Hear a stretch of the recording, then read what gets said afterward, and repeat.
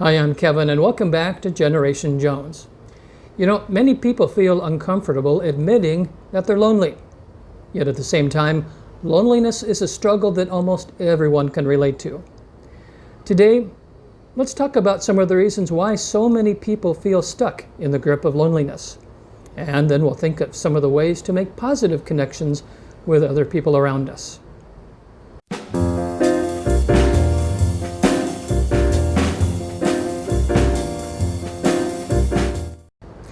First of all, here's the disclaimer. I don't have a medical background. I'm not a psychiatrist, nor a psychologist, and I'm not a therapist. However, I am a 61-year-old guy who's had plenty of ups and downs on this journey of life. And I'd like to share with you some of the practical things that I've learned while struggling to overcome my own spiral of loneliness. Dr. Robert Waldinger of Harvard University says that up to 60% of people say they feel lonely much of the time. And the loneliest age group is made up of people ages 16 to 24. Looking back, 24 to 25 was perhaps my loneliest year ever. I was fresh out of college, and all my friends seemed to be getting married, beginning exciting careers, and starting families of their own. Meanwhile, my dating life was going from bad to worse. And while I had a bachelor's degree, I felt stuck in a job that paid just a little more than a minimum wage, and I didn't know how to move up to something better. I quickly fell behind in my student loan payments, and I felt like a big-time loser. I felt there really must be something wrong with me. Oh, I almost forgot to mention that at the time, I was living thousands of miles away from my closest family members. So along the way, I began to withdraw from social settings. I confess that by nature, I am very much an introvert. I do enjoy solitude and can work for days on my own, no problem. And give me an access to a stack of music albums, and I'll be content for hours. But when I was going through this time in my 20s, I felt an overwhelming sense of loneliness. I never imagined that others like me might be feeling the same way. But we introverts really do enjoy interacting with people. We need relationships and social engagement.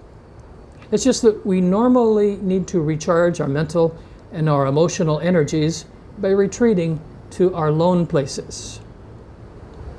So, young people in their late teens to the mid-20s historically have felt a high level of loneliness. But of course, all ages experience chronic loneliness as well. Senior citizens particularly struggle with chronic loneliness, as perhaps they no longer feel productive because they've retired and they no longer find significance in their work. And it's a time when their friends and peers are passing away. And many elderly people live in isolated settings. Some of the things that can trigger acute and chronic loneliness might be the breakup of a relationship or a divorce, the death of a loved one, changing jobs or moving to a new city, or even moving to a new country where you don't know anybody. In one of my earlier videos, I mentioned that I'm an expat and I live in the South American country of Ecuador. And I know that once the excitement of moving to a new country wears off, many expats feel tremendous loneliness, especially if there's a language barrier or local customs are very different than what they're used to, or friends and family live very far away. You might also feel lonely because you are working from home and have little contact with other people throughout the day. Or maybe you're doing classes online.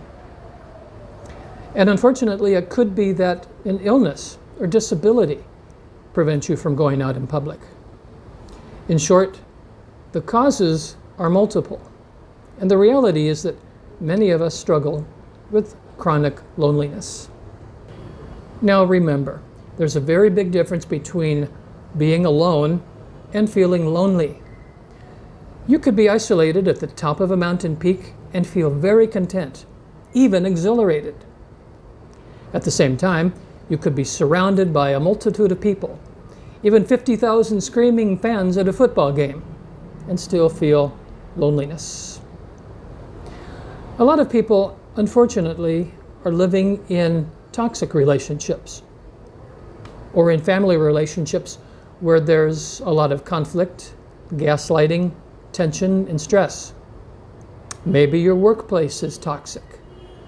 These kinds of settings can result in chronic feelings of loneliness. So we've established the fact that loneliness is a problem of epidemic proportions. Last time we noted that the Surgeon General in the United States reported that chronic loneliness increases our rates of heart disease, stroke, and even premature death. So Kevin, what do we do about it? What's the solution to loneliness? There are a lot of opinions about how to conquer loneliness. But some tips that I recently came across on a YouTube channel by CINZIA DUBOIS, I think are very helpful. I think her tips provide us with a good starting point in our quest for creating friendships. And I'll try to put a link to her video in the description down below. I've borrowed some of her main points and added some of my own thoughts here.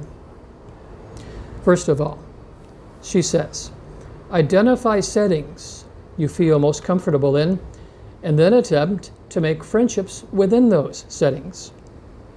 Places where we feel comfortable provide us with the best opportunities to have conversations with people who share similar interests. Some people feel comfortable meeting with people in places of worship, in adult fellowship classes. Others might favor sporting events, book clubs, coffee shops. And other people might feel more comfortable connecting with other people in formal settings, like places of work, university classrooms. So, of course, there are many other examples that we could list. The idea here is to find areas where you might find like-minded people who you could potentially connect with. It's easier to strike up a conversation with other people when we find ourselves in comfortable settings. The second tip is connect with your interests, including your childhood ones. What are some of the hobbies you enjoyed and were devoted to years ago that maybe you had to set aside for a lack of time? What are your favorite things to do when you were growing up? Maybe you enjoyed bike riding or board games. You would be surprised that there are communities and clubs where people get together who share your old interests and passions. For example, interest in film photography has made a comeback in the last couple of years. Many photographers who made the transition to digital photography have come back to analog film, either because of nostalgia or the unique quality of the analog image. And younger enthusiasts, younger photographers are discovering film for the very first time. Connecting with people with shared interests, including childhood ones, including the interests you had in your youth, is a great way to connect with others. Now, it's good to emphasize how important it is to keep trying. It might take a while before you establish a connection with a new friend.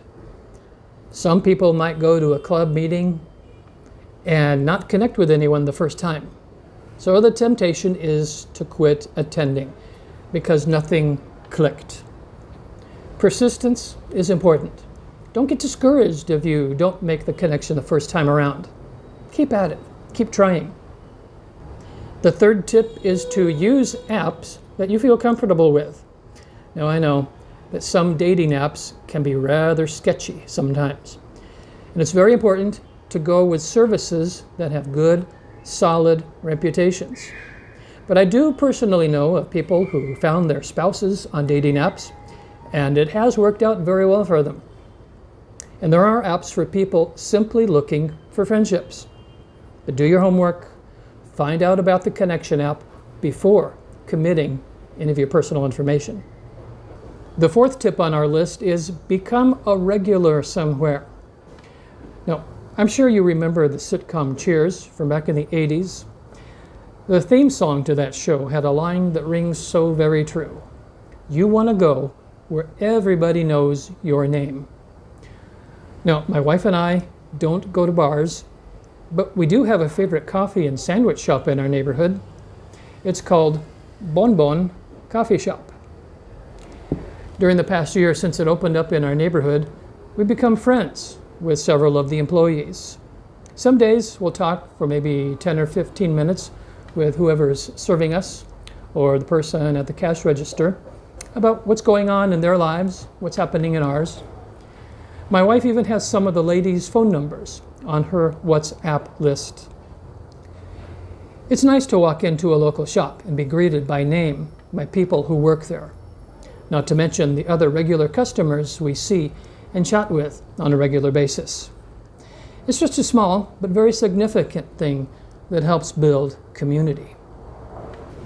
And number 5 is be honest and discuss your social limits. Don't be afraid to let people know what level of involvement you're able to commit to. It's good to be upfront about how much or how little time you're able to commit to a group. Maybe you're up to going to a meeting once a week. Perhaps you feel more comfortable meeting once a month. On one hand, it is good to push ourselves beyond our comfort zones at times, but it's also important to function within our own limits and boundaries. And number 6 is a tip that I've added, and I'm sure you've heard this before. Focus on others. Volunteer. Mentor. Sometimes when we're suffering from loneliness, a good remedy is to offer help to others. Reaching out to others who are in need obviously helps them, but it's good for our soul as well. Now, I'm not suggesting to go find someone to help just so you'll feel better, but I am saying that assisting someone gets our focus and attention off of our own loneliness while making someone else's life a bit better.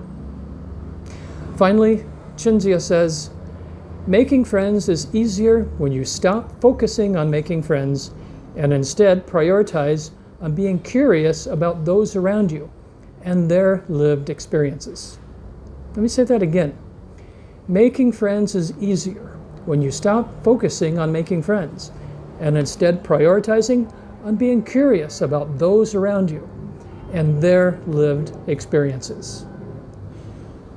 Well, obviously, this has just scratched the surface. I hope you'll continue to watch the channel because I think this could be an important topic to pursue in days to come. Connections. So many of us are longing for better connections with other people. Let's figure out how to make better connections together. Thanks so much for viewing the video. If you've liked it, give it a thumbs up.